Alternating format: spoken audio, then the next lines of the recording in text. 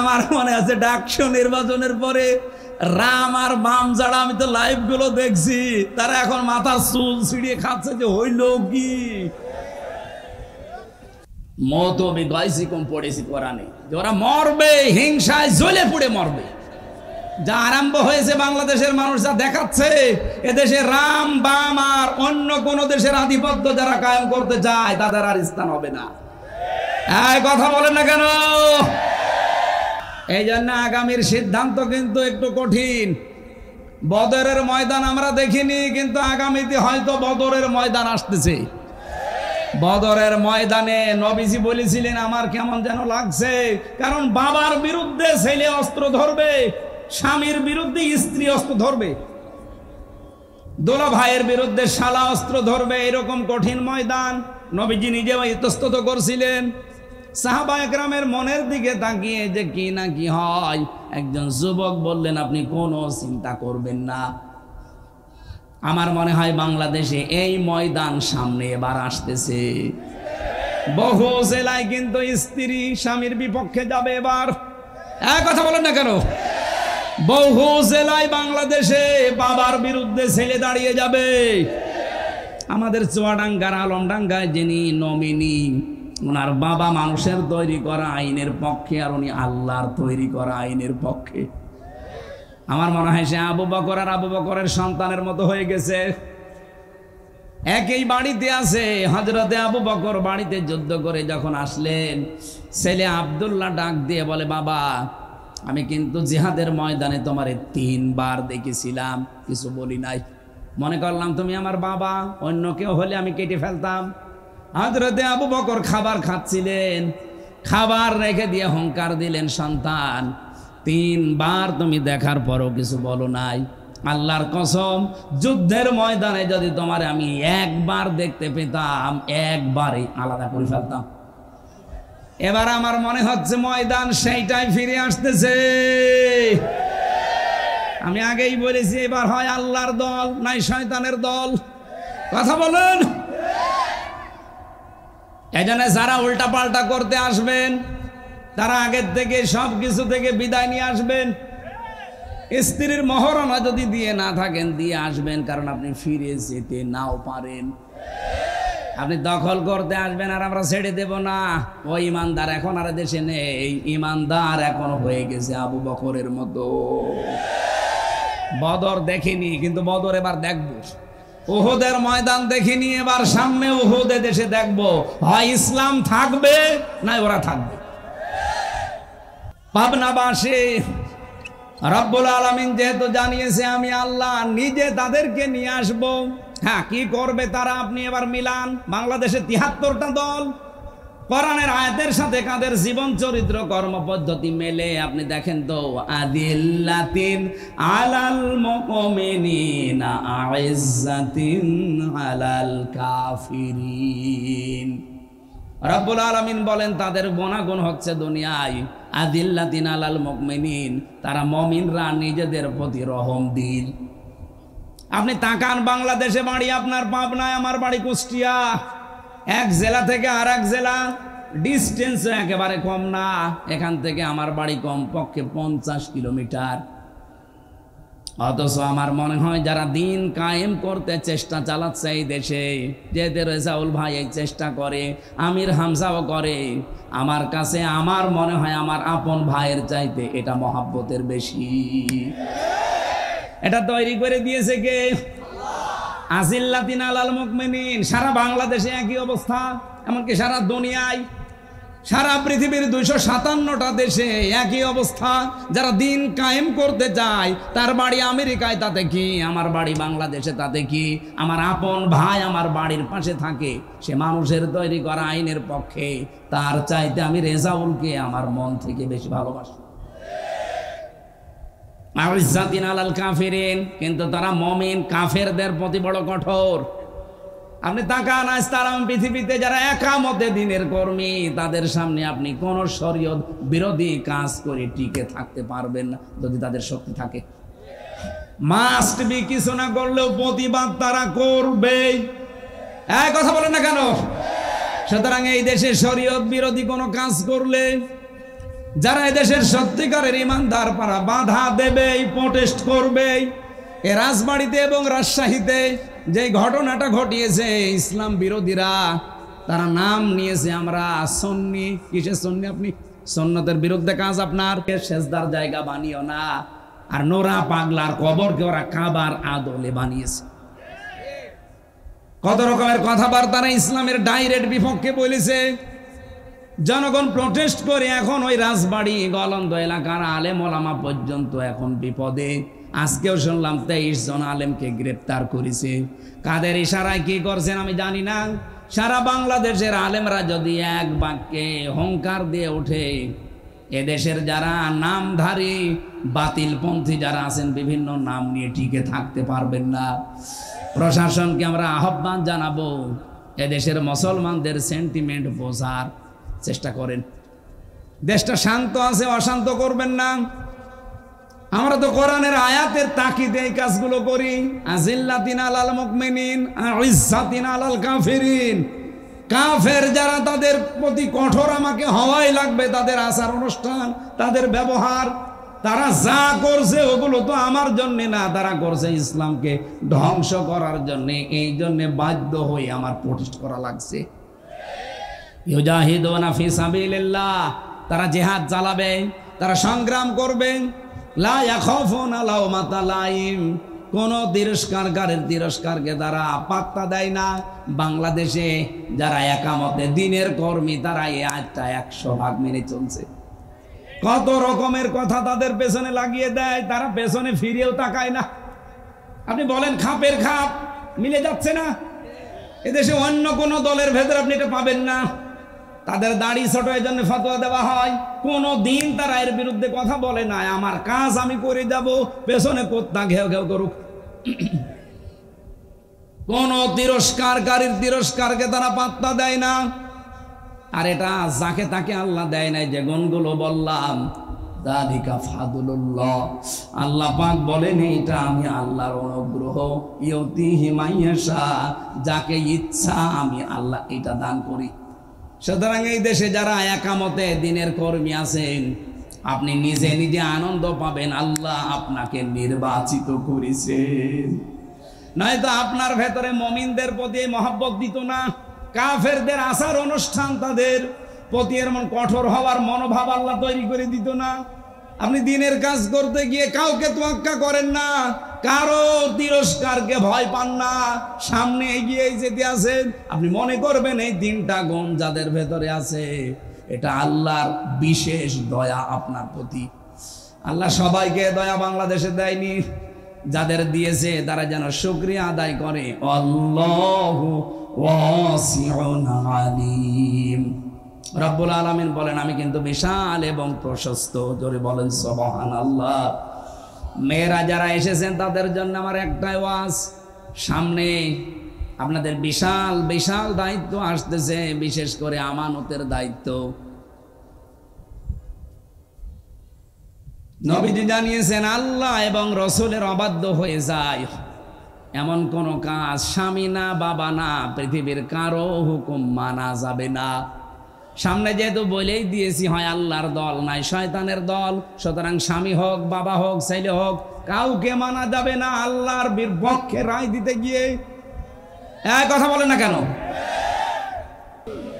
অনেকের ইমান আছে কিন্তু ইমানের দাবি অনুযায়ী আমল নেই। আমল মানে কি জানো? কাজ। বলেন বলেন। এমনকি অনেক ইমামেরও এখন ইমান নেই। এখনো পর্যন্ত এই অবস্থা দেখে অনেক ইমামও এই টেনশনে আছে, যদি ইসলামের পক্ষে অ্যাক্টিভ ভাবে কিছু করি, আর যদি ইসলাম এবার না আসে তাহলে আমার ইমামতি থাকবে। তো আপনি ইমামতি নিয়ে আসেন, আর আপনার এই ধারণা কেন হয় যে এবার ইসলাম আসবে না? বলেন।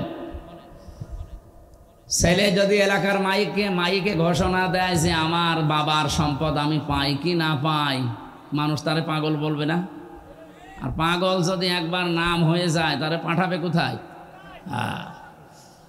আমার মনে হয় আপনাদের জেলায়ও পাগল আছে এবং তার নাম অলরেডি সারা দেশে ছড়িয়ে গেছে, তারেও এখানে রেখে দেওয়া দরকার।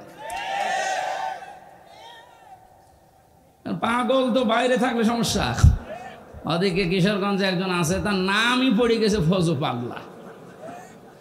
অনেক সেদিন দেখলাম লাইভ করে বলছে, আমার এই নামটা দিয়েছে মুফতি আমির হামজা কুষ্টিয়া, আমি নাকি ওনার নাম দিয়েছি। আপনি নিজে যে পাগল, পাগলও মনে হয় বলে না যে আমি পাগল। এক কথা বলে, আমি গিয়েছিলাম হিমায়তপুরে কিছুদিন আগে, দেখলাম পাগল অনেক নেই, অনেকে চলে গেছে। কর্তৃপক্ষ যেটা ছিল, আমি বললাম যে পাগল বধু সব চলে গেছে, যদি পান পাঠাবেন। আমার মনে হয় এই যে নতুন নতুন যেগুলো তৈরি হচ্ছে এগুলো পাঠানো দরকার। এই জন্য ইমাম যারা আছেন, আলেম যারা আছেন, তাদের তো অন্তত এই যে ঝড় উঠেছে, এই ঝড়ের দিকে তাকিয়ে অ্যাক্টিভ হওয়া দরকার আরো বেশি। আমরা যদি সত্যিই যেতে পারি ইসলাম নিয়ে, এবার সবচাইতে বেশি অধিকারের কথা বলবো আলেমদের। এই কথা বলেন না কেন? এরপরে যারা দায়িত্বে আছে জনগণের, প্রশাসনের একটা বিরাট বৈষম্য চলছে প্রশাসনে। এই 54 বছরেও তারা অনেকেই এই কাজ করেনি। আমরা আগামী থেকে ইসলাম যদি নিতে পারি, ইনশাল্লাহ কথা দিতে পারি, এগুলো করব। ভারতের মতো জায়গায়, বিশেষ করে পশ্চিমবঙ্গে, মমতা ব্যানার্জি একজন মহিলা হিন্দু, সে তার খতিবদের, ইমামদের, মুয়াজ্জিনদের, খাদেমদের 4 রকম জায়গায় সে বেতন দেয় রাষ্ট্রের পক্ষ থেকে। আর আমাদের 92% মুসলমান, আমরা এখনো এই 54 বছরে ইমামদের, খতিবদের, আলেমদের এই ব্যবস্থা করতে পারি নাই। এমনকি একটা দুঃখজনক সংবাদ, যিনি দায়িত্বে আছেন উনি 2 নবীর নাম নিয়ে বসে আছেন। ডক্টর মোহাম্মদ ইউনুস, কয় নবীর নাম? মোহাম্মদ একটা, ইউনুস একটা। অথচ গানের মাস্টার নিয়োগ দেওয়া হয়েছে এই দেশে 1 থেকে 5 পর্যন্ত। একটা আলেম নিয়োগ দেওয়া হয়নি ধর্মীয় শিক্ষক হিসাবে। কথা বলে না কেন? এই দাবি আমরা জানাই। যিনি আছেন উনি তো ঘোষণা দিয়েছে যে ফেব্রুয়ারির 12 তারিখে উনি নির্বাচন দিয়ে বিদায় নিয়ে চলে যাবেন। যান, কিন্তু এমন একটা কিছু করে যান আপনি যেন অমর হয়ে থাকতে পারেন। 92% মুসলমানের এই দেশে আমাদের সবার দাবি এইটা। আপনি অন্তত যাওয়ার আগে 1 থেকে 5 পর্যন্ত ধর্মীয় একজন শিক্ষক, মাওলানা নিয়োগ দিয়ে যান। এ দাবি করেন না আপনারা? কারা কারা করেন দেখি? লিল্লাহে তাকবীর। দেখেন তো, হাত তোলেনি কে? দেখেন, আলহামদুলিল্লাহ। এটা ওনার কান পর্যন্ত যদি নাও যায়, আরো সে চলে গেছি। ইব্রাহিম আলাইহিস সালামের পক্ষে একটা ব্যাং থাকার কারণে তার প্রসাব পাক হয়ে গেছে। আমরা কোরআনের পক্ষে আছি আজকে, যে হাত তুললাম কিয়ামতের দিন এটা যেন নাজাতের কারণ হয়। সম্মানিত উপস্থিতি, ওনাকে আহ্বান জানাচ্ছি। দ্বিতীয় নম্বরে যেটা আমরা করতে চাই, আমাদের অন্তত মনে আছে আমরা 58 জন আলেম এই বাংলাদেশে জামাত ইসলামী থেকে নমিনেশন পেয়েছি। নমিনি 58 জন, বাকি অন্যান্য সাইটের আছে। তার ভেতরে আমরা এখানে 2 জন আছি। ওনারা আছে অধ্যাপক হিসাবে যেই কয়েকজন, তাদের ভেতরে আপনি বলেন এই 58 জন আলেম অন্তত যদি এবার কোরআন বুকে নিয়ে যেতে পারে, প্রশাসনে যারা আছেন তাদেরকে অভয় বাণী দিতে পারি যে বৈষম্যের শিকার আপনারা যে বাম হাতের ইনকাম করেন, এটা শুধু আপনাদের দোষ না। আপনি যে বেতন পান, আপনার উপরে ডিপেন্ডেন্ট হয়ে আছে আপনার মা বাবা, আপনার স্ত্রী, সন্তান, আরো অনেক আত্মীয় স্বজন। অনেকেই মনে করে যে প্রশাসনে যারা আছে এদের তো উল্টাপাল্টা ইনকাম আছে, সুতরাং বিভিন্ন চাহিদা তাদের উপরে থাকে। তাদের বেতনে যখন আর কোলায় না, তখন তারা এদিক ওদিক টান দেয়। আমি কি বেশি বললাম? এইটা বন্ধ হওয়া সম্ভব। আমি মালয়েশিয়া ছিলাম, আমি দেখেছি সেখানকার প্রশাসনের সাথে মিশে। এদিকে তাকান, ওনাদের যে 8 ঘন্টা ডিউটি, এরপরে যেই কয় ঘন্টা ওনারা ডিউটি করবে ওভার টাইম হিসাবে মাসের পর হিসাব করে বেতন দেওয়া লাগবে। এটা যদি করে, 2 নম্বর ওনারা যে ডিউটি পালন করার জন্য সে পাবনা সদর থেকে এই জায়গা প্রায় 12-13 কিলো, এখান থেকে এসেছে আবার যাবে। এটা কিন্তু রাষ্ট্রের কোনো টাকা দিয়ে তারা আসে না, ওদের নিজেদের পকেটের টাকা খরচ করে। এখানে যদি 5-6 ঘন্টা সময় দেয়, খাওয়া দাওয়া করবে নিজের টাকায়, যাওয়া আসা তেল পড়বে নিজের টাকায়, এ টাকাটা পাবে কোথায়? ওই বেতন থেকে তখন তারা খরচ করা লাগে। এটা একটা জুলুম এবং একটা বৈষম্য।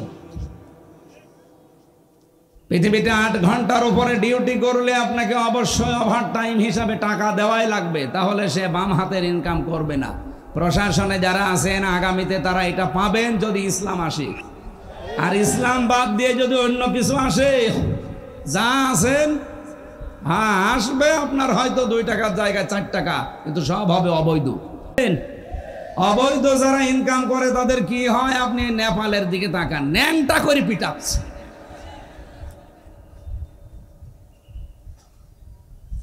সেদিন সিঙ্গাপুরে এক হোটেলে উঠেছিলাম, নিচে নেমে দেখি 2 জন বসে বসে চা খাচ্ছে। কি আপনারা এখানে? হুজুর আমরা আগেই পালিয়েছি। আপনারা পালাইলেন কেন? যার সাথে দেখা হয়েছিল তার 620টা বাড়ি, চট্টগ্রামে বাড়ি, মন্ত্রী ছিল। আপনাদের ডিলো ছিল, ডিলো মরে যাওয়ার পরে তারে দিয়েছিল। 620টা বাড়ি, ওই দেশেও তার বাড়ি আছে। মালয়েশিয়া আছে সাহেবপাড়া, কানাডায় আছে বেগমপাড়া। বাংলাদেশে যত বাড়ি ছিল জনগণ তো আগুন লাগিয়ে দিয়েছে, শেষ করে দিয়েছে। বাইরের দেশের বাড়িতেও থাকতে পারে না, তালা লাগানো, থাকে হোটেলে।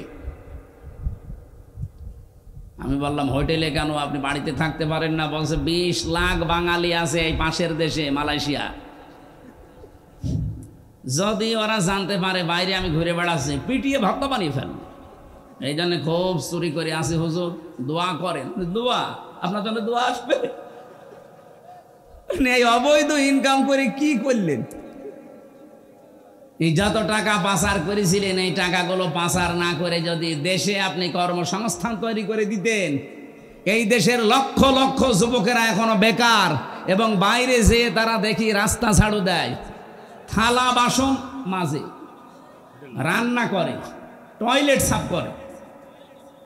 বেতন সর্বোচ্চ কত বাংলাদেশের টাকায়? 22,000, 30,000, 40,000। আরে ভাই, বাংলাদেশে ওই টাকাগুলো তো যদি আপনি কর্মসংস্থান বানিয়ে দিতেন, এই দেশে মাসে 50,000 টাকা উপায় করা সম্ভব। এমনিতে তো আপনি থাকতে পারছেন না, এই কারণে আগামীতে আপনাদের এই বৈষম্য থাকবে না। প্রশাসনে যারা আছেন, এই জন্য আপনারা পক্ষপাতিত্ব না করে আশা করব আপনারা ইসলামকে নিয়ে যাওয়ার জন্যে সহযোগী হবেন। আমার কথা যদি ভুল হয় ধরিয়ে দেবেন। এই বৈষম্য দূর করা দরকার না? এই 15.5 বছরে আমরা সবাই কম বেশি বৈষম্যের শিকার ছিলাম। আপনি তাকান, শুধুমাত্র ওই সিল বাদ দিয়ে ওই 14 দল, বাকি যারা আমরা ছিলাম এই দেশে সব কিন্তু কোনো না কোনো ভাবে বৈষম্যের শিকার ছিলাম। আপনি লেখাপড়া করবেন না, ফার্স্ট ক্লাস ফার্স্ট হওয়ার পরও আপনার চাকরি হবে না, পেছনে আপনার ওই যে, অথচ আমার চাইতে 10 নম্বর সিরিয়ালে ওর শুধু মার কাটা থাকার কারণে চলে যাচ্ছে আমার উপরের চেয়ারে। এইটা আগামী থেকে আর হবে না ইনশাআল্লাহ। সুতরাং যারা বিভিন্ন কারণে হয়তো এই আশঙ্কায় আছেন, যদি ইসলাম এবার না আসে, এত কাজ করে শেষে আমার ইমামতি হারাবো, আমার চাকরি যাবে, কোনো চিন্তা করবেন না ভাই। ওয়ালা তাহিনু ওয়ালা তাহজানু ওয়া আনতুমুল আ'লাউনা ইন কুনতুম মুমিনিন। এখানে কি কিছু হয়েছে? একটা ব্যাঙের জন্য এটা করছেন, একজন হাত চেপে ধরেন, মাথা চেপে ধরে এমন একটা রওশন এরশাদের মতো মার দেন। পাবনাবাসী খেয়াল করে শোনেন, সময় যেহেতু কম। সূরা আলে ইমরানে আল্লাহ ঘোষণা দিয়েছেন, ওয়ালা তাহিনু ওয়ালা তাহজানু, কোনো চিন্তা নেই, কোনো ভয় নেই, দুশ্চিন্তারও কারণ নেই। ওয়া আনতুমুল আ'লাউনা, শব্দ ছিল আনতুম আ'লাউনা, মাঝখানে আলিফ লাম দেওয়া আছে কেন?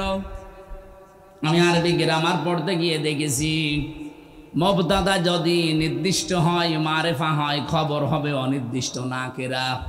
কিন্তু এখানে আল্লাহ খবরের আগে আলিফ লাম দিয়ে এইটাও মারেফা বানিয়ে দিয়েছেন। খবর যদি কোনো সময় মারেফা হয়ে যায়, ইফিদুল হাসরা, হাসরের ফায়দা দেয়, বাংলা অর্থ দাঁড়ায় হবে। আল্লাহ পাক বলেন তোমরা বিজয়ী হবে না, হবেই। শেষে হর্ষাই আছে, একটা শর্ত শুধু দিলাম, ইন কুনতুম মুমিনিন, যদি মুমিন হতে পারো। সুতরাং এবার আমরা এই দেশে দেখতে পাচ্ছি মুমিন যেভাবে তাদের ঈমানকে সংরক্ষণ করার জন্য তাদের ওয়াদাকে ঠিক মতো জায়গায় দেওয়া আরম্ভ করেছে, এভাবে যদি অব্যাহত থাকে এই দেশে ইসলাম ছাড়া কেউ সংসদে যাবে না। আমাদের উচিত শুধু ঈমানদার হওয়া। বলেন তো বিজয় দেওয়ার মালিককে? আরো জোরে বলেন। ঈমানদার হওয়ার মালিককে? বলছে আল্লাহ। আল্লাহ ঈমানদার হবে? আল্লাহ তো ঈমানদার আছে, আল্লাহর নামই মুমিন। ঈমানদার হওয়ার মালিক আল্লাহ না, ঈমানদার হওয়ার মালিক আমরা। আমরা যদি নির্ভেজাল ঈমান আনতে পারি, মাস্ট বি, এখানে যারা এখনো দোদুল্যমান অবস্থায় আছেন, অমিনান নাসি অমাই ইয়াকফুর বিল ঈমানি ফাকাদ ইসতামসাকা বিল উরওয়াতিল ওয়াসকা লা ইনফিসামা লাহা ওয়াল্লাহু সামিউন আলীম। ফামান ইয়াকফুর বিত-তাগুতি ওয়া ইউমিন বিল্লাহ। বাংলাদেশের এই পজিশনে আয়াতটা এখন খুব দরকার। অনেক মানুষ এখনো দোদুল্যমান অবস্থায় আছেন, ঈমানও এনেছেন, কুফরি কাজও করেন। তাদের বলছি, আপনি যদি সত্যি ঈমান আনতে চান, পয়লা নাম্বারে আপনাকে তাগুত ছেড়ে দেওয়া লাগবে। আজ বাংলাদেশে দল দুইটা, আমি ওপেন বলি, এদেশে আল্লাহর দল আর শয়তানের দল, মাঝখানে আর কিছু নেই। আপনি যদিও মনে করেন না মাঝামাঝি কিছু আছে, কিচ্ছু নেই। একটা হচ্ছে আল্লাহর দল আর একটা শয়তানের দল। ইসলাম যারা যে দেশে কায়েম করতে চায়, এক নম্বরে তারা আল্লাহর দল। ইসলামের বাইরে যারা অন্য আইনে দেশে কায়েম করতে চায়, বাংলায় বলছি তারা শয়তানের দল। সে যে নামে আসুক না কেন, যাদের উদ্দেশ্য এইটা যে আমরা মানুষের তৈরি করা আইন কায়েম করব, এটা শয়তানের দল। আর আপনি বিশ্বাস করতে পারেন শয়তানের দল জীবনেও সাকসেস হবে না। উলাইকা হিজবুশ শাইতান উলাইকা হুমুল খাসিরুন। শয়তানের দল এরা হচ্ছে ক্ষতিগ্রস্ত। উলাইকা হিজবুল্লাহ উলাইকা হুমুল মুফলিহুন। আল্লাহর দল যারা, এরা সফল কাম। জোর বলেন সুবহানাল্লাহ। এজন্য এই দলে যারা আছেন, নিজেদেরকে হীনমন্যতায় ভোগাবেন না, ছোট ভাববেন না। আল্লাহ পাক আপনাকে ভালোবেসেছেন, পছন্দ করেছেন, এই জন্য আপনাকে দিয়ে তার একামতে দ্বীনের কাজ করাচ্ছেন। এটাকে আমি বানিয়ে বলছি। সূরা সূরার 13 নম্বর আয়াতের শেষের দিকে দেখেন, আল্লাহু ইয়াজতাবি ইলাইহি মাইয়াশা ওয়া ইয়াহদি ইলাইহি মাইয়ুনিব। আল্লাহ পাক বলেন, আমি আল্লাহ যাকে পছন্দ করি, যাকে নির্বাচিত করি, যাকে মনোনীত করি। কাকে করি? ওয়া ইয়াহদি ইলাইহি মাইয়ুনিব, যে লোকটা আমি আল্লাহর দিকে মন থেকে ফিরে আসতে চাই। সুতরাং এই দেশে এখন যে অবস্থা আরম্ভ হয়েছে, আপনি দিনের দিকে যারা একামতে দিন দেশে কায়েম করতে চায়, আল্লাহর দিন, আপনি চোখ কান বুঝে চলে আসেন, একেবারে ফিরে আসেন জীবনের মতো আল্লাহর জন্য। দেখবেন আপনাকে আল্লাহ নির্বাচিত করে নেবে তার দিন কায়েমের কর্মী হিসাবে। হ্যাঁ, কথা বলেন না কেন? 18 কোটি মানুষ এই দেশে এখন। আজকে আমার মনে হয় 11 তারিখ, 1 তারিখের জরিপ পড়ছিলাম, বাংলাদেশে এখন প্রায় 7 কোটি 20 লাখ মানুষ চাচ্ছে দেশে আল্লাহর দিন কায়েম হোক। বাকি এখনো যারা আসতে পারেন নাই, ফিরে আসেন। আপনিও যেন এই দলে সামিল হয়ে যে আল্লাহর মনোনীত, নির্বাচিত, পছন্দনীয় হতে পারেন।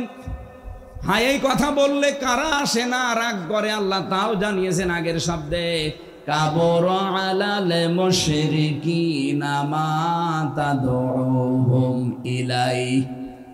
রব্বুল আলামিন বলেন, হে নবী, আপনি যেদিকে মানুষকে ডাকেন, এই কথাটা শুনলে সবচাইতে বেশি মন খারাপ করে, খারাপ লাগে, কষ্ট পায়, রাগ হয় মুশরিকদের। কি কথা বলেন না কেন? আলেমরা যারা এদিকে আজ বাংলাদেশে মানুষকে ডাকে দিন কায়েম করার জন্যে, খেদমতে দিন না, একামতে দিন। আমি আবার বলছি, এই বাংলাদেশে দুইটা পদ্ধতি চলছে, একটা খেদমতে দিন আর একটা একামতে দিন। আল্লাহ পাক এখানে আগের শব্দে দিয়েছেন আনাকিমুদ্দিন ওয়ালা তাতাফাররাকু ফি, দিন কায়েম করো, এ বিষয়ে কোনো মত পার্থক্য করবা না। এই আয়াতগুলোর সারমর্ম আমি এটা পেয়েছি, একামতে দিন যারা কায়েম করতে চায়, এই কথাগুলো শুনলে সবচাইতে বেশি মন খারাপ হয়, খারাপ লাগে, রাগ করবে মুশরিকরা। সুতরাং আমরা দিন কায়েমের কথা বললে যাদের রাগ হয় তারা যেন বিশ্বাস করে তাদের জান্নাত, তাদের দ্বারা কোনো না কোনো ভাবে শিরিক হচ্ছে, আর শিরিক হলে লোকটা মুশরিক। এক কথা বলেন না কেন? বাংলাদেশে বহু ইমাম সাহেবকে আমি দেখেছি, তারা একামতে দিন বাদ দিয়ে শুধু খেদমতে দিন নিয়ে আসেন। আরে ভাই, খেদমতে দিন তো মাস্ট বি করাই লাগবে। একামতে দিনের কথা বললে আপনারও যদি রাগ হয়, আপনি ইমাম, তাতে কি আপনি বিশ্বাস করতে পারেন আপনার ভেতরে শিরিক আছে। কারণ কাবর আলাল মুশরিকিন মা তাদউহুম ইলাইহি, হে নবী, আপনি যেদিকে মানুষকে ডাকেন একামতে দিনের জন্য, দিন কায়েমের জন্য, এটা তো শুনলে মন খারাপ হবে, রাগ হবে মুশরিকদের। আপনি কি মুশরিক? আমি তো আমার বাবার বিধান কায়েম করার জন্য আপনাকে বলি না, আমার দাদার বিধান কায়েমের জন্য আপনাকে বলি না। আমার এই 33 বছর বয়সের ভেতরে আজ প্রায় 10 বছর আমি কোরআন দিয়ে মানুষকে ডাকি। আমার প্রতিটা ডাকের সারমর্ম এই যে আসেন আল্লাহর বিধান কায়েম করি। আর এটা শুনলে যাদের রাগ হয়, যারা এটাকে রাজনীতি মনে করে, আপনাদের পাশের থানা ঈশ্বরদী, আজকে 11 তারিখ 9 তারিখ আমার অনুষ্ঠান ছিল ওই থানার ভেতরে। একজন বলেছে না, উনি আসলেই শুধু রাজনৈতিক কথা বলে না, কি যেন আল্লাহর এক নবীর নামে নাম তার, সে যাই হোক, উনি এই কথা বলতে চেয়েছে যে না, উনি রাজনৈতিক কথা বলবে কেন? আরে ভাই, আমি কি রাজনৈতিক কথাগুলো আমি বানিয়ে বলি? বলেন, আপনার পেটের উপরে পাড়া দিলেও তো আপনি কোরআন এক রাজনীতি আছে কিনা বলতে পারবেন না। একজন আলেম যদি আমারে বাধা দিত, নিষেধ করতো, আমি মেনে নিতাম। আপনি কেন ফতোয়া দেন? অথচ দিন কায়েমের কথা বললে ফতোয়া দেওয়াও নিষেধ। আনাকিমুদ্দিন ওয়ালা তাতাফাররাকু ফি, আপনি যাই করেন এ বিষয়ে কোনো মত পার্থক্য করা যাবে না। সুতরাং বাংলাদেশে যারা পীর সাহেব আছেন, আপনি চালান আপনার কাজ, কিন্তু আপনার টার্গেট যেন থাকে জমিনে দিন কায়েম করা লাগবে। আপনি খেদমতে দিনই আছেন, করেন, দিনের খেদমতে আছেন, কিন্তু আপনার টার্গেট করা লাগবে জমিনে যেন দিন কায়েম হয়। কি কথা বলেন এখানে? এই জন্য ইমান যারা এনেছেন, আপনাদেরকে আমি বলছি, শুধু ইমান এনে অনেকে এখনো দোদুল্যমান, না জানি কি হয়। আপনি একেবারে হয় ফাইনাল থাকবেন, নাই ওই দলে চলে যাবেন। আমি তো ওপেন ঘোষণা দিয়েছি আমার বংশে যে ইসলাম এবং অন ইসলাম চলছে এই দেশে এখন, হয় আপনি ইসলামের পক্ষে থাকবেন, নাই অন ইসলামের পক্ষে থাকবেন। ওই দোদুল্যমান অবস্থায় কিন্তু যদি ইসলাম আসে, তখন আপনি বিপদে পড়ে গেলে আমারে পাবেন না। এক কথা বলেন না কেন? গত পরশু দিনও 10 জন মানুষ গোপনে এসে বলছে এতদিন ছিলাম চাই। এই ডাকসু নির্বাচনের রেজাল্ট দেওয়ার পরে আমাদের মন ঘুরে গেছে। আপনি আমাদেরকে দলে নেন, আমরা গোপনে ইসলামকে সংসদে পৌঁছানোর জন্য। 10 জনই গ্রামের মাতুব্বর, পুরা এলাকা চলে তাদের কথায়। আমি বললাম আপনাদেরকে কালেমা পড়ানো লাগবে। বলছে কালেমা জানি। কালেমা ওদের মুখস্থ আছে, কিন্তু তাগুত ছেড়ে কালেমা পড়ে নাই। ওই দিন তাগুত ছেড়ে দিয়ে কালেমা পড়ালাম। আল্লাহর ঘোষণা এটা ছিল, ফামাই ইয়াকফুর বিত-তাগুত ওয়া ইউমিন বিল্লাহ। আপনি ঈমান আনতে চান, আগে তাগুত ছেড়ে দেন। তাগুত কি? যে আল্লাহর বিধান মানে না, অন্য কেউ মানবে, মানতেও দেয় না। এইরকম শক্তি যদি এই দেশে থাকে, আপনি সেটা থেকে আগে মুখ ফিরিয়ে চলে আসেন যে না, আমি এক লাইনে থাকবো। আমার কথা বাংলায় আমার মনে হয় আপনারা বুঝে ফেলেছেন। দোদুল্যমান অবস্থায় থাকবেন না। ইসলাম এবার আসবেই, আসবেই, আসবে। তখন কিন্তু আপনি বিপদে পড়ে যাবেন। এই জন্য চলে আসেন একবারে। বিপদে পড়লো তখন আপনার লাভ। কারণ মমিন যারা মরে গেলেও লাভ, বেঁচে থাকলেও লাভ। আর কাফের যারা বেঁচে থাকলেও ওদের লস, মরে গেলে তো আরো লস।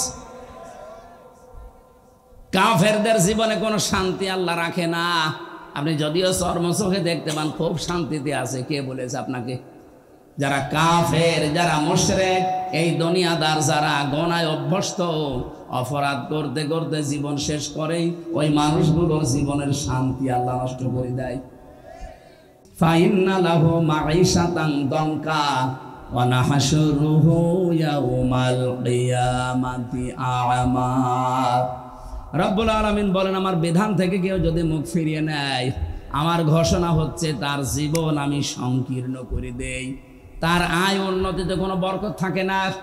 চর্ম চোখে দেখা যায় প্রতিদিন 5 লাখ উপায় হচ্ছে। এই যে এই মানুষটা মনে করেন প্রতিদিন 5 লাখ উপায় করছে বাবা শাহজালাল, সব হালাল মনে করি। হয়তো প্রতিদিন 5 লাখ আপনার আসবে, কিন্তু আল্লাহ যখন ধরবে এমন দিক থেকে আপনার টাকা 10 লাইনে চলে যাবে, আপনি টেরও পাবেন না। উপায় হয়েছিল 5 লাখ, প্রতিদিন যাবে এবার 7 লাখ। নেন বাবারটা খরচ করেন। এমনকি দুনিয়ার আফসোসই শেষ না। ওয়া নাহশুরুহু ইয়াউমাল কিয়ামাতি আ'মা। এটা আর ভয়ঙ্কর। কিয়ামতের দিন যখন উঠবেন আপনার চোখ থাকবে না। রব্বুল আলামিন বলেন অন্ধ হয়ে উঠবে, আমাকে প্রশ্ন করবে, ক্বালা রাব্বি লিমা হাশারতানি আ'মা ওয়া ক্বাদ কুনতু বাসীরা। হে আল্লাহ, আমার তো চোখ ছিল, আজকে আমারে অন্ধ করে তুললে কেন? আমার চোখ ভালো করে দাও, আমি আদম নবীকে দেখবো। যেই বলবে অমুক জিনিস দেখবো, ধমক লাগাবে আল্লাহ। ক্বালা কাযালিকা আতাতকা আয়াতুনা ফানাসিতাহা ওয়া কাযালিকা লিয়াউমা তুনসা। আমার এই আয়াতগুলো আলেমেরা নবীরা এইভাবেই তোদেরকে শুনিয়েছিল। আমার বিধানের কথাগুলো শোনার পরে না শোনার ভান করেছিলি, বোঝার পরে না বোঝার ভান করেছিলি, যেভাবে ভুলে গিয়েছিলি, আমি আজকেই কঠিন দিনে তোরে ভুলে গেলাম। তুই যে আমার বান্দা ছিলি, তুই যে আমার বান্দি ছিলি, কোনোদিন আমার কুদরতের জবানে তোর নাম আর উচ্চারণ করব না। অপাবনাবাসী, ময়দানে মাশারে কঠিন অবস্থায় যদি আল্লাহ আপনার নাম আর উচ্চারণ না করে বলে যে ওর আমি চিনি না, ও আমার বান্দা না, ও আমার বান্দি না, আমার মুখ দিয়ে কোনো দিন এই আমির হামজা নামটা আমি আর বলবো না, বলেন তো তার মতো কপাল পোড়া আর কেউ আছে?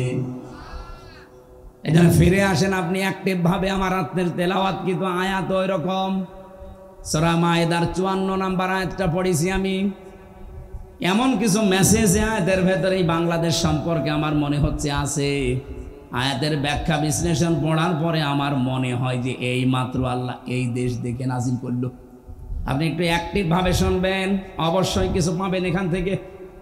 যেহেতু সিরাত মাহফিল লিখেছেন, বাংলাদেশে বেশিরভাগ মিলাদ মাহফিল হয়, সিরাত মাহফিল কম হয়।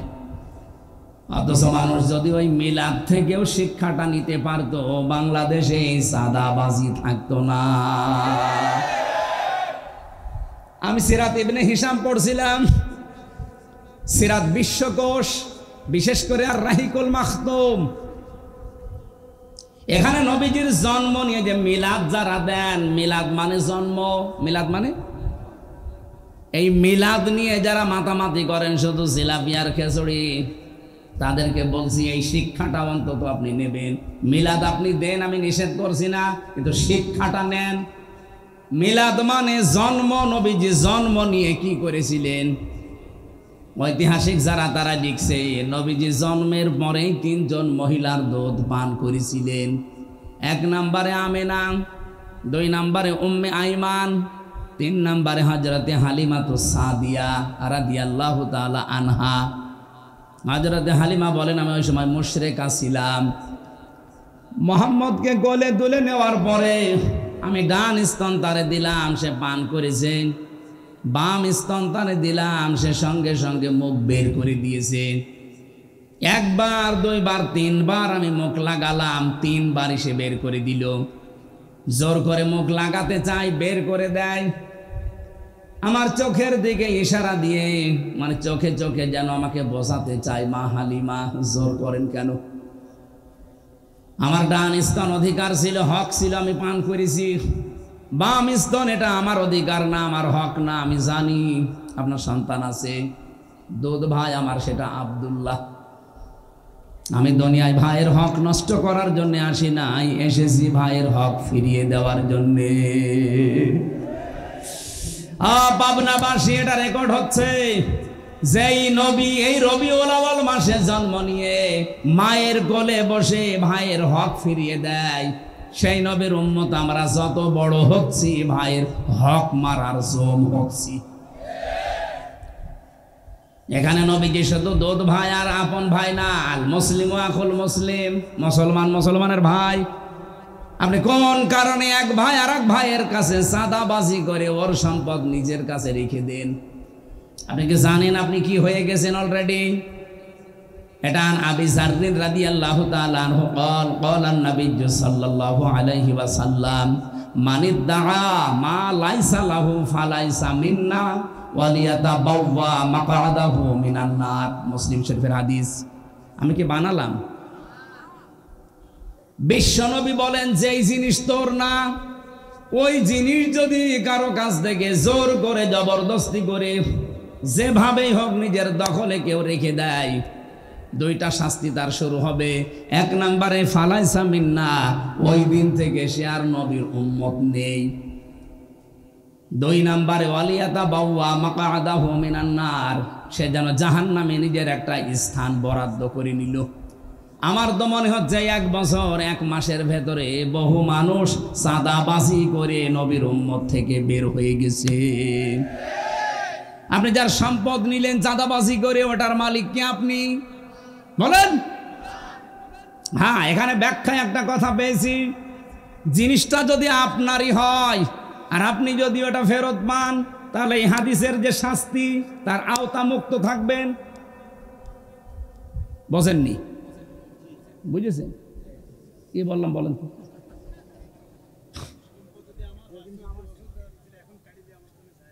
হ্যাঁ, ঠিক আছে। এই যে যারা ইসলামী ব্যাংকের নামে অপবাদ দেন যে ওরা ছিনতাই করে নিয়েছে, আপনি এত বড় মিথ্যা কথা বলতে পারলেন? ইসলামী ব্যাংক আপনার বাবা, যাদের ব্যাংক তারা ফেরত পেয়েছে। কথা বলছেন না কেন? যারা মাথার ঘাম পায়ে ফেলে ব্যাংকটা বানিয়েছে তারা আজকে ফেরত পেয়েছে, হাত ছাড়া হয়ে গিয়েছিল। সুতরাং তারা এই হাদিসের শাস্তির আওতা মুক্ত থাকবে। তারা আপনার জিনিসও যদি এভাবে হাত ছাড়া হয় আপনি পান, কিন্তু আমরা দেখতে পেয়েছি যতটুকু পাওয়ার কথা তার চাইতে 50 ডবল অনেকে বেশি পেয়ে গেছে। এই কথা বললেন না? আপনি হয়তো এই 15.5 বছরে 5 কোটি টাকা হারিয়ে ফেলেছিলেন যেভাবেই হোক। এখন তো দেখলাম 1 বছর 1 মাসে আপনি 100 কোটি টাকার মালিক। সব ফেরেশতা জিবরাইল দিয়ে গেল। যেভাবেই করেছেন আপনার গায়ে গেলে আমার কিছু করার নেই, হাদিস মাপ দিয়ে দেন। আপনি কিন্তু এখন যতই মুখ জোর করেন না কেন, আপনি নবীর উম্মত আর নেই। হ্যাঁ, কথা বলা লাগবে ভাই। আমি যদি কিছু বানিয়ে বলি, আমার নিজের রায় দেই, তাহলে আপনি প্রোটেস্ট করেন। একটা কথাও বানানো না, সব আমার পড়া। 2 নম্বরে এটা আরো কঠিন, ওয়ালিয়াতা বাওয়া মাকআদাহু মিনান নার, সে যেন অলরেডি জাহান্নামে নিজের একটা স্থান বরাদ্দ করে রেখে দিয়েছে। আমার তো হাদিস পড়ার পরে মনে হয় বাংলাদেশে বহু মানুষ অলরেডি জাহান্নামে যাবে বলে লিখিত দিয়ে দিয়েছে। আমরা যেন না চাই, আল্লাহ আমাদেরকে তুমি বাঁচাও।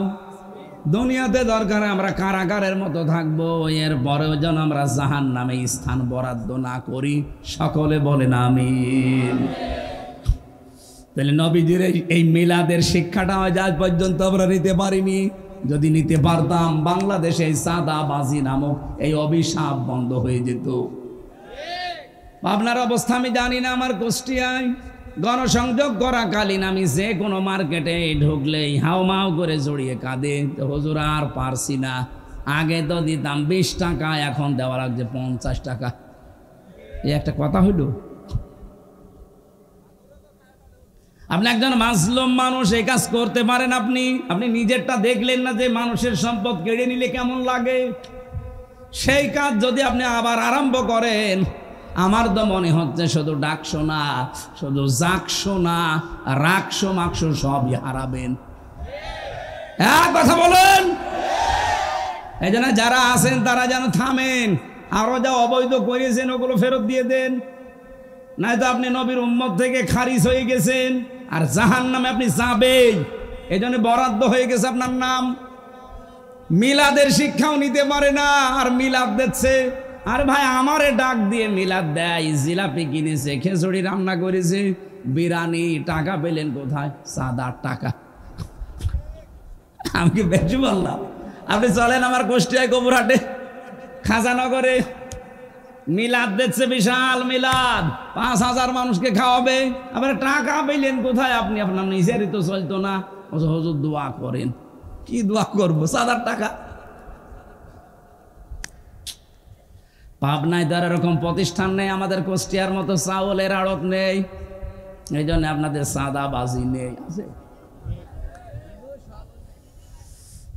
আর সিরাত, কি সিরাত শোনাবেন আপনাদেরকে? আমি আজকের তেলাওয়াত কিন্তু আয়াত, যেটা সূরা মায়েদা। তাফসির যদি কেউ করতে চায় কোন আয়াত থেকে, উসুলে তাফসিরের নিয়ম হচ্ছে 15টা। তার আগের আয়াত পরের আয়াতের সাথে সম্পর্ক কি আছে এটা আগে জানা লাগে। আসেন আমরা তেলাওয়াত কিন্তু আয়াত থেকে আগে আরম্ভ করি, নাকি শেষ করে দেব? ঘন্টা খানেক সময় নিয়েছিলাম না? জবান খুলে আগে কোরআনের এই সোনালী আয়াত একটু পড়েন। আউযু বিল্লাহি মিনাশ শাইতানির রাজিম। ইয়া আইয়ুহাল্লাযীনা আমানু মাইয়ারতাদ্দা মিনকুম আন দীনিহি। রব্বুল আলামিন বলেন, আগে নামকরণটা বলা দরকার। তাফসীরের যে মূল নীতির প্রথমে হচ্ছে শুদ্ধ তেলাওয়াত করে মাতৃভাষায় অর্থ করা, এরপরে নামকরণ, এরপরে ঐতিহাসিক প্রেক্ষাপট। আপনারা মনে হয় শুনছেন না? আছেন? প্রথম নাম্বারে নামকরণের ভেতরে পেয়েছি মায়েদা, মানে দস্তরখানা। মায়েদা মানে তামাম পৃথিবী আমাদের জন্য আল্লাহ দস্তরখানা বানিয়ে রেখেছেন। আপনি তাকান, কোন দিকে তাকাবেন সেই দিকে আল্লাহ রিজিক ছিটিয়ে রেখেছেন। যেখানেই তাকাবেন সেখানেই রিজিক। পানির ভেতরে আল্লাহ রিজিক ছড়িয়ে রেখেছেন, জমিনের উপরে আল্লাহ রিজিক ছড়িয়ে রেখেছেন, আকাশেও আল্লাহ রিজিক ছড়িয়ে রেখেছেন। এ তামাম দুনিয়াটাই আমার আল্লাহর ভাষায় মায়েদা, মানে দস্তরখানা, খাবারের প্লেট। এই জন্য খাবার নিয়ে কোনো চিন্তা, টেনশন আপনার দরকার নেই। যেই জিনিসের দায়িত্ব আল্লাহ নিয়েছেন ওই জিনিস নিয়ে টেনশনে ভুগি আমরা, আর যেটার দায়িত্ব আল্লাহ নেয়নি ওইটার দায়িত্ব আমরা পালনই করি না। আল্লাহ রাব্বুল আলামিন কিন্তু রিজকের দায়িত্ব নিয়েছেন, এই জন্য ওনার নাম রাজ্জাক। নাম কি? ইন্নাল্লাহা হুয়ার রাজ্জাকু যুল কুওয়াতিল মাতিন। জোরে বলেন আল্লাহু আকবার। ওমা মিন দাব্বাতিন ফিল আরদি ইল্লা আলাল্লাহি রিজকুহা। জমিনে এমন কোন বিচরণশীল জীব নেই যার রিজকের দায়িত্ব আমি আল্লাহ নেইনি। তার মানে রিজিক নিয়ে আপনার টেনশনের কোনো কারণ নেই, আপনি না খেয়ে মরবেন না। কিন্তু যেটা আল্লাহ দায়িত্ব নেয়নি সেটা নেক আমল। আপনার ঈমান আমল যদি ঠিক না হয়, কিয়ামতের দিন কিন্তু আপনি আল্লাহর পাকড়াও থেকে পার পাবেন না, ধরা খেয়ে যাবেন। এই জন্য ওইটা আগে ঠিক করেন, কোন দিকে দৌড়াচ্ছেন আপনি। আল্লাহ এখানে যদিও ঈমানদারকে ডাক দিয়ে জানিয়েছেন, যারা ঈমানের দাবি করো তারা শোনো, মাইয়ারতাদ্দা মিনকুম আন দীনিহি। তোমাদের ভেতরে যে ব্যক্তি আল্লাহর দিন থেকে, তার বিধান থেকে মুখ ফিরিয়ে চলে যাবে। এখানে ইরতেদাদ বা ইফতিয়াল থেকে এসেছে। এর বাংলা অর্থ হচ্ছে কেউ যদি সত্য থেকে মুখ ফিরিয়ে জানা শোনার পরে মিথ্যার দিকে এগিয়ে যায়। এদেশে পাগলকেও যদি জিজ্ঞাসা করেন যে আপনি যে ফিরে যাচ্ছেন বিভিন্ন দোহাই দিয়ে কোন দিকে যান, আপনি আল্লাহর তৈরি করা আইন যারা কায়েম করতে চান তাদের নামে কত রকমের ট্যাগ লাগিয়ে যাদের দিকে যাচ্ছেন তাদের কি কোনো আদর্শ আছে, চরিত্র আছে? এদের নাম আপনি ট্যাগ দিয়েছেন রাজাকার, আলবদর, বিভিন্ন নাম দিয়ে তাদেরকে জাতির সামনে কালার করে আপনি যাচ্ছেন কোন দিকে? এদের চাইতে যদি ভালো জায়গায় যেতেন আমি বুঝতাম যে হ্যাঁ ঠিক পথে আছেন, কিন্তু এদেরকে ছেড়ে আপনি যেখানে যাচ্ছেন তারা তো আল্লাহর তৈরি করা আইনই বিশ্বাস করে না। হ্যাঁ কথা বলেন। তারা তো বলেছে শরিয়া আইনে আমরা বিশ্বাস করি না। আপনি যাচ্ছেন কোন দিকে? আপনি যদি এর চাইতে আরো ভালো জায়গায় যেতেন, অথচ 1 বছর 1 মাসে এই দেশের মানুষ প্রমাণ পেয়েছে যে আল্লাহর তৈরি আইন যারা এই জমিনে কায়েম করতে চায় তারা মদ খায় না, তারা জেনা করে না, তারা জুয়া খেলে না, এমনকি তারা বিড়িও খায় না। কিন্তু এর বাইরে যারা আছে তাদের চরিত্র বলতে কি আছে আপনি একটু দেখান তো। আজকে জাহাঙ্গীরনগর বিশ্ববিদ্যালয়ে যেটা জাকসু নির্বাচনে একজনের প্রার্থিতা বাতিল হয়ে গেছে শুধু ড্রপ টেস্ট করার কারণে। আমার মনে হয় আগামীতেও যত নির্বাচন বাংলাদেশে হবে, এদেশের জনপ্রতিনিধি যারা হবে তাদের কাঁটা দিয়ে ময়দানে নামা লাগবে, ও রক্ত নিয়ে আগে পরীক্ষা করা হবে ও কোনো কিছু খায় কিনা। আমার তো মনে হচ্ছে ইসলামপন্থীরা বাদ দিয়ে দেশে অনেকেই ছিটকে পড়ে যাবে, কারণ অধিকাংশ নেতারা দেখি লাল পানি ছাড়া চলতে পারে না। কথা বলে না কেন? লাল পানি যদি নাও খায় লাঠি তো খায়। কি নাম জানো?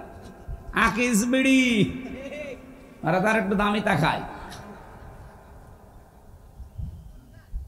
কিন্তু যাদের রক্তের ভেতরে বিড়ি নেই, সিগারেট নেই, মদ নেই, গাঁজা নেই, ভান নেই, এমনকি বাবা তাও নেই, ডাইলও নেই, এরপরেও আপনি তাদেরকে বিশ্বাস করতে চান না। আরে তারা তো প্রমাণ দিয়েছে। আপনার এই পাবনার 2 জন, মাওলানা মতিয়ার রহমান নিজামী, মাওলানা আব্দুস সোবহান, আপনাদের নিজেদের সামনে উনি 7 বারের না কয়বারের এমপি ছিল? 5 বার। 5 বার এমপি থাকলে সে তো বাংলাদেশের মালিক হয়ে যাওয়ার কথা। অথচ তার অবস্থান লক্ষ্য করে দেখেন, তার গ্রামের বাড়ি হলদিয়া নাকি যেন, মাওলানা আব্দুস সোবহান জালালপুর, ওনার শ্বশুর বাড়ি হলদিয়া নাকি যেন ওলাদি। মাওলানা মতিয়ার রহমান নিজামীর কবরে গিয়েছিলাম কয়েকদিন আগে। বাড়ি ঘরের দিকে তাকালে আমার মনে হচ্ছে মেম্বারের বাড়ি তার ছাড়া ভালো। অথচ তিনি মেম্বার না, চেয়ারম্যান না, উপজেলা চেয়ারম্যান না, মেয়র না, এমপি শুধু না, মন্ত্রী ছিল। একজন মন্ত্রীর আমি 620টা বাড়ি পেলাম, আর ওনার বাড়ির অবস্থা কি? চারিদিকে দেওয়াল দেওয়া, উপরে টিন দেওয়া। আমার মনে এর চাইতে ভালো মানুষ যদি আপনারা পেতে চান এই দেশে আর হবে না, ফেরেশতা দেওয়া লাগবে। আপনাদের বিবেকের ওপর এবার ছেড়ে দিয়েছি। নিজের পায়ে নিজে কুড়াল মারলে আপনার নিজেই ধরা খাবেন। আর সমস্ত ট্যাগ দিয়ে যারা ফিরে দিতে চান, আল্লাহর কসম আপনি ধোঁকা দিতে চাচ্ছেন, আপনি জীবনেও ধোঁকা দিতে পারবেন না আল্লাহকে এবং ইমানদারকে। যারা সত্যিকারের ঈমান এনেছে তাদেরকে এই দেশের কোনো মুনাফিক ধোঁকা দিয়ে বোকা বানাতে পারবে না, বরং তারা নিজেরাই ধোঁকায় পড়ে মরবে। ইখাদিউনা আল্লাহা ওয়াল্লাযীনা আমানু ওয়া মা ইয়াখদাউনা ইল্লা আনফুসাহুম ওয়া মা ইয়াশউরুন। ওরা আল্লাহকেও ধোঁকা দিতে চায়, এমনকি ইমানদারকে ধোঁকা দিয়ে বোকা বানিয়ে নিজেদের স্বার্থ সিদ্ধি করতে চায়। আল্লাহ বলেন আমি আল্লাহ তো ধোঁকায় পড়ি না, এমনকি আমার ইমানদারকেও তারা ধোঁকা ফেলতে পারে না। নিজেরাই নিজেদের ধোঁকায় পড়ে মরে, কিন্তু টের পায় না। আজ বাংলাদেশে যদি সত্যি আপনি ইমানদার দাবি করে থাকেন, জীবনেও মুনাফিকের ধোঁকায় আপনি পড়বেন না। মুনাফিকদের ধোঁকায় যেমন আল্লাহ পড়ে না, ইমানদারও বলেন। আর আপনি যদি ধোঁকায় পড়ে যান, আপনি বুঝবেন আপনার ইমানের সমস্যা ছিল। আল্লাহ নিজে বলছেন আমিও ধোঁকা খাই না, আমার ইমানদার যারা তারাও ধোঁকা খায় না। এরপরেও যদি কেউ ধোকা খেয়ে বোকা বনে যান আর আপনার মাথার উপরে কাঁঠাল ভেঙে ওরা স্বার্থসিদ্ধি করে, আপনি বুঝবেন আপনার ইমানই সমস্যা ছিল। এই জন্য ইমানটা নির্ভেজাল করেন, আপনি ধোকা খেতে পারেন না। মন থেকে যদি কেউ অ্যাক্টিভ ভাবে দেশে দিন কায়েমের জন্য রাস্তায় নেমে পড়ে, তামাম দুনিয়া দিয়ে দিলেও তাকে আপনি ফিরাতে পারবেন না। পাবনাবাসী খুব খেয়াল করে শুনবেন এই জায়গায়। সুতরাং আপনার কাছে স্পষ্ট কারা এদেশে আল্লাহর দিন কায়েম করতে চায় আর কারা দিনের বিরুদ্ধে আছে। সুতরাং এই কথা জানার পরেও যদি কেউ আল্লাহর দিন থেকে বিভিন্ন ট্যাগ দিয়ে ফেরত যান, কি হবে জানেন আপনি? এদিকে তাকান, বসো। 1-1.5 ঘন্টা বসে থাকতে পারে না ভেতরে। ওর বিয়ে দিলে বউ টেকবে? ডায়াবেটিস আছে তাতে কি? প্রসাব পায়খানার জন্য গেলে যেতে পারে, অথবা বিড়ি খাওয়ার যদি নেশা থাকে খেয়ে চলে আসবে। কিন্তু ভালো লাগছে না এই জন্য চলে যান, আপনার খবর আছে। আমার আয়াতের দিকে খেয়াল করে আমি বলছি, আমি বানিয়ে বলছি না। আল্লাহ পাক বলেন কি করব জানো? যদি আল্লাহর দিন থেকে বিভিন্ন সোতানাতা দিয়ে বিভিন্ন রকমের নং ঢঙের কথা বলে বলে ফেরত যান, এটা রাজনীতি হচ্ছে, এটা দুনিয়াদার, এটা ধান্দাবাজ, এই সমস্ত কথা যদি বলে চলে যান, আল্লাহর কসম আল্লাহ বলেন ফাসাউফা সিন সাউফা কদ লাম, কোন সেন্টেন্সের আগে যদি একটা আসে বাংলা অর্থ দাঁড়ায় অতি তাড়াতাড়ি। আল্লাহ বলেন ফাসাউফা ইয়াতিল্লাহ, অতি শীঘ্রই আমি আল্লাহ নিজে নিয়ে আসব। এখানে ফাইল কর্তা আল্লাহ নিজে, অতি শীঘ্রই খুব তাড়াতাড়ি আমি আল্লাহ নিজে নিয়ে আসবো বিকৌমিন, এমন একটা দলকে, ভালো করে শোনেন, এমন একটা দলকে খুব তাড়াতাড়ি তোমাদের মাথার উপরে নিয়ে চলে আসবো। কি করবে জানো? ইউহিব্বুহুম ওয়া ইউহিব্বুনাহু, আমি আল্লাহ তাদেরকে ভালোবাসি এবং তারাও আমি আল্লাহকে ভালোবাসে। আমার তো মনে হচ্ছে আয়াত পড়ার পরে আজ যারা আল্লাহর দিন কায়েম করতে চায় তাদের থেকে মুখ ফিরিয়ে চলে যাচ্ছেন। দেখেন অতি তাড়াতাড়ি আল্লাহ তাদেরকে এই জমিনে এমন একটা দল তাদের মাথার উপরে নিয়ে আসবে যারা আল্লাহকে ভালোবাসে, আল্লাহও তাদেরকে ভালোবাসে। এই দেশে মনে হচ্ছে তারা জামাত ইসলামী বাংলাদেশ। আপনি আয়াতটা মিলাতে না পারলে নিয়ে আসেন, কোন আলেম নিয়ে আসবেন নিয়ে আসেন, আমি তো বুঝে ফেলেছি এইটাই। এখন রাম আর বাম পাড়ায় আগুন জ্বলছে, যে হইল কি? আমার দাদা তো আমি জেলখানায় থাকতে পটক তুলেছে, মরে গেছে, আওয়ামী লীগ করতে গিয়েছে, অসুবিধা নেই। তখনই আমার একটা গল্প শুনিয়েছি যে ছোটবেলায়, বলছে এক লোক মার্কেটে যাবে বাজার করতে, নদী পার হয়ে যাওয়া লাগে, এই যে গড়াই নদী মনে করে, পদ্মা নদী না। ছেলে মেয়ে দুইটা বলছে আব্বা নৌকা নিয়ে যাচ্ছেন, আমাদেরকেও নিয়ে যান। বউ বলছে আমারেও নিয়ে চলো। সবাইকে নিয়ে যাচ্ছে বাজারে। মাঝ পথে নদী অশান্ত হয়ে ঢেউ উঠে গেছে, নৌকা ডুবে, ছেলে মেয়ে গেছে হারিয়ে, বউ গেছে ডুবে। বহু কষ্ট করে এদিক ওদিক করে ডাঙ্গায় গেছে। লোকজন আশপাশ দিয়ে যায়, বলে ভাই চিন্তা করবেন না, কোনো আফসোস নেই আপনার, আপনাকে আবার আমরা বিয়ে দেব, আবার বউ পাবেন, আপনার কোনো ভাবা চিন্তার দরকার নেই, আবার ছেলে মেয়ে হবে। নৌকা হারিয়ে গেছে ভাববেন না, আবার নৌকা বানিয়ে দেব আমরা। লোকটা এবার মুখ তুলে বলছে ভাই বউ মরে গেছে ভাবতেছি না, ছেলে মেয়ে মরে গেছে ভাবতেছি না, নৌকা হারিয়ে গেছে তাও ভাবতেছি না, ভাবতেছি আমার হইল কি, আমার কি হইল।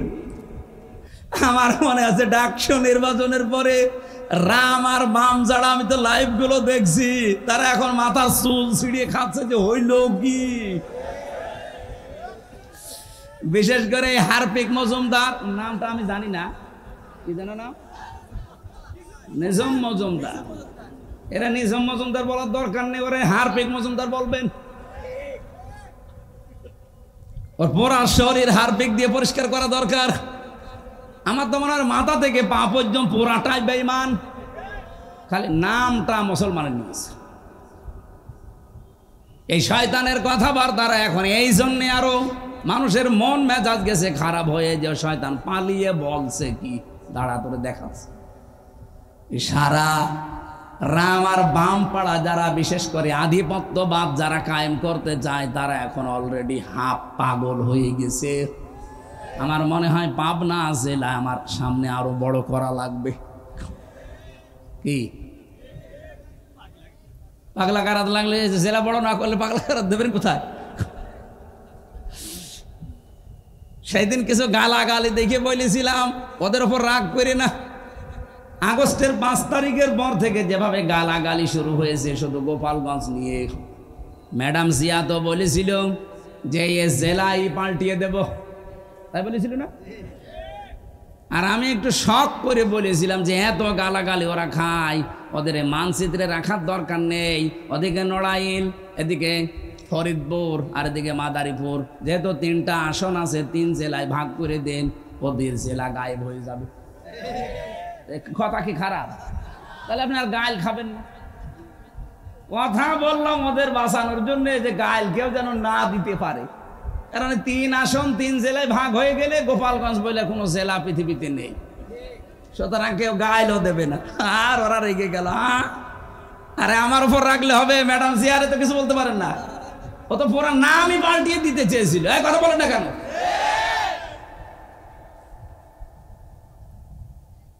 মতো বিগয়সি কম পড়েছি কোরআনে যে ওরা মরবে, হিংসায় জ্বলে পুড়ে মরবে।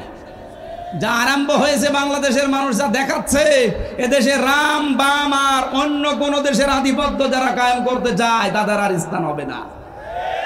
কথা বলেন না কেন?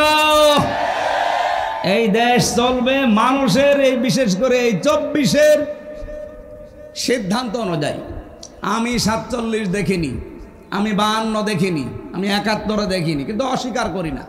যেটা দেখেছি এই 24 এই অনুযায়ী দেশ চললে আমার মনে হয় দেশটা শান্ত থাকবে। এতদিন ওই সমস্ত দেখেছি দেশ চালিয়ে ওগুলোর চেতনা কাজে লাগিয়ে দেশটা বিক্রি করার পায়তারা ছিল। 24 যারা ধারণ করে এই মানুষগুলো জীবন থাকতে দেশ বিক্রি হতে বলেন বলেন। এই জন্য আগামীর সিদ্ধান্ত কিন্তু একটু কঠিন। বদরের ময়দান আমরা দেখিনি, কিন্তু আগামীতে হয়তো বদরের ময়দান আসতেছে। বদরের ময়দানে নবীজি বলেছিলেন আমার কেমন যেন লাগছে, কারণ বাবার বিরুদ্ধে ছেলে অস্ত্র ধরবে, স্বামীর বিরুদ্ধে স্ত্রী অস্ত্র ধরবে, দোলা ভাইয়ের বিরুদ্ধে শালা অস্ত্র ধরবে। এরকম কঠিন ময়দান নবীজি নিজেও ইতস্তত করছিলেন। সাহাবা একরামের মনের দিকে তাকিয়ে যে কি না কি হয়, একজন যুবক বললেন আপনি কোনো চিন্তা করবেন না। আমার মনে হয় বাংলাদেশে এই ময়দান সামনে এবার আসতেছে। বহু জেলায় কিন্তু স্ত্রী স্বামীর বিপক্ষে যাবে এবার। কথা বলেন না কেন? বহু জেলায় বাংলাদেশে বাবার বিরুদ্ধে ছেলে দাঁড়িয়ে যাবে। আমাদের চুয়াডাঙ্গার আলমডাঙ্গায় যিনি নমিনি, ওনার বাবা মানুষের তৈরি করা আইনের পক্ষে আর উনি আল্লাহর তৈরি করা আইনের পক্ষে। আমার মনে হয় সে আবু বকর আর আবু বকরের সন্তানের মতো হয়ে গেছে।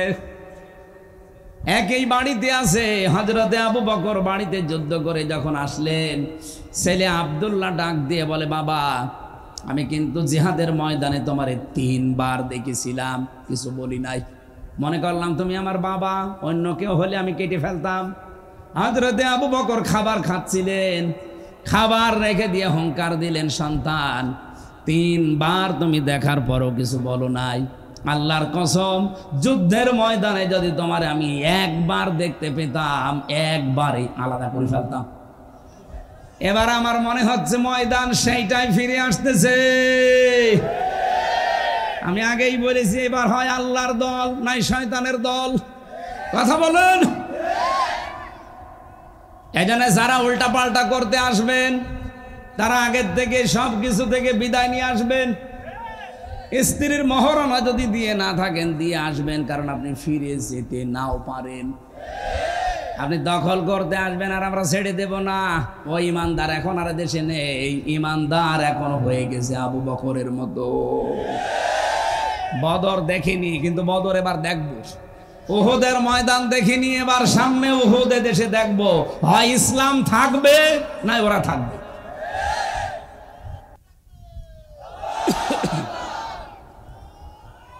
ভাই আমাকে শেষ করতে দেন।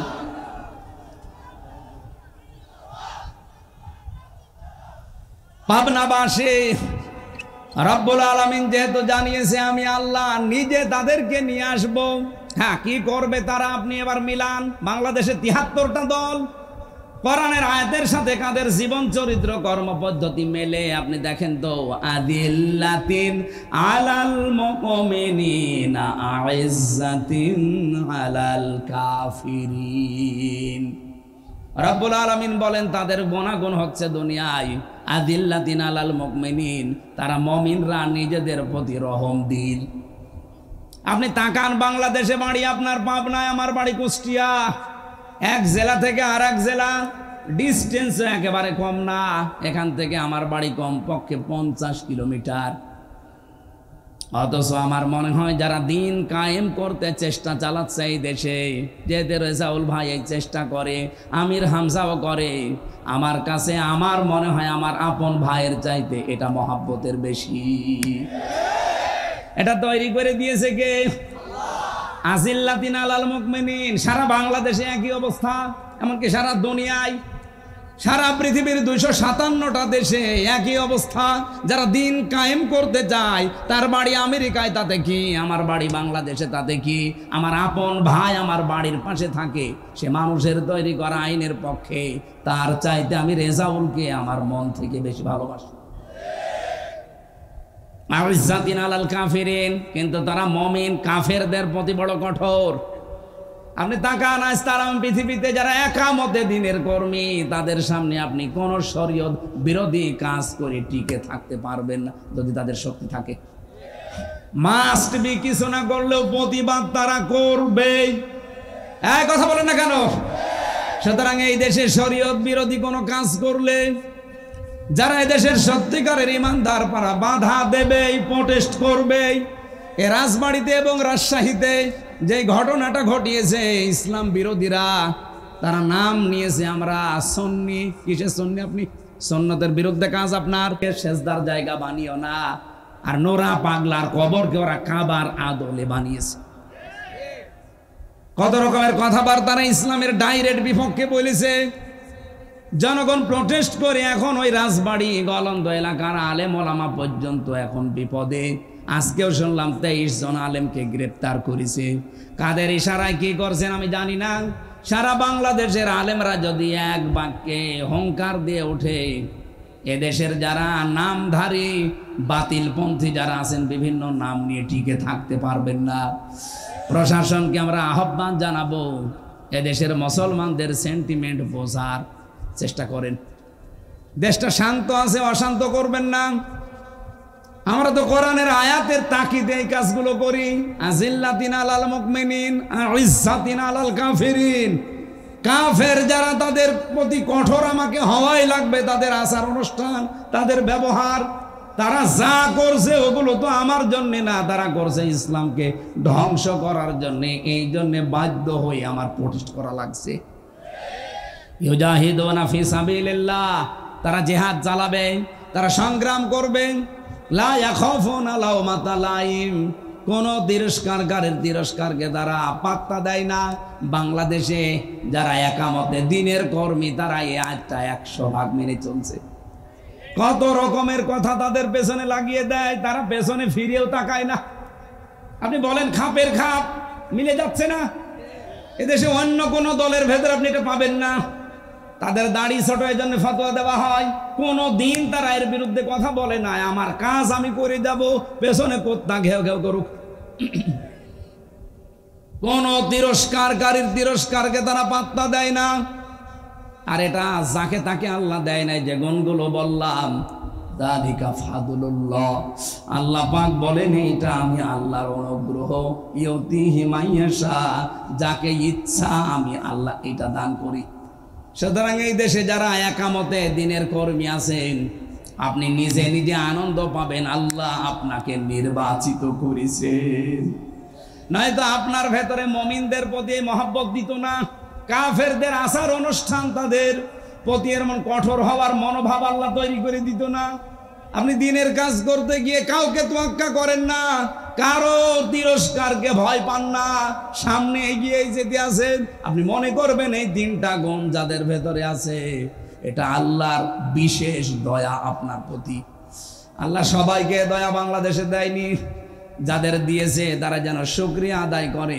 আল্লাহু ওয়াসিউন আলিম। রব্বুল আলামিন বলেন আমি কিন্তু বিশাল এবং প্রশস্ত। জোরে বলেন সুবহানাল্লাহ। মেয়েরা যারা এসেছেন তাদের জন্য আমার একটাই ওয়াজ, সামনে আপনাদের বিশাল বিশাল দায়িত্ব আসতেছে, বিশেষ করে আমানতের দায়িত্ব। নবীজি জানিয়েছেন আল্লাহ এবং রসুলের অবাধ্য হয়ে যায় এমন কোন কাজ স্বামী না বাবা না পৃথিবীর কারো হুকুম মানা যাবে না। সামনে যেহেতু বলেই দিয়েছি হয় আল্লাহর দল নাই শয়তানের দল, সুতরাং স্বামী হোক বাবা হোক ছেলে হোক কাউকে মানা যাবে না আল্লাহর বিপক্ষে রায় দিতে গিয়ে। এক কথা বলে না কেন? মেয়েরা যখন সাবালিকা হয়, সে 12 বছর হোক 13 বছর হোক 14 বছর হোক, যখন তাদের শরীর খারাপ হয় এই দিন থেকে তাদের নামাজ এবং রোজা ফরজ। এর আগে তাদের নামাজ রোজা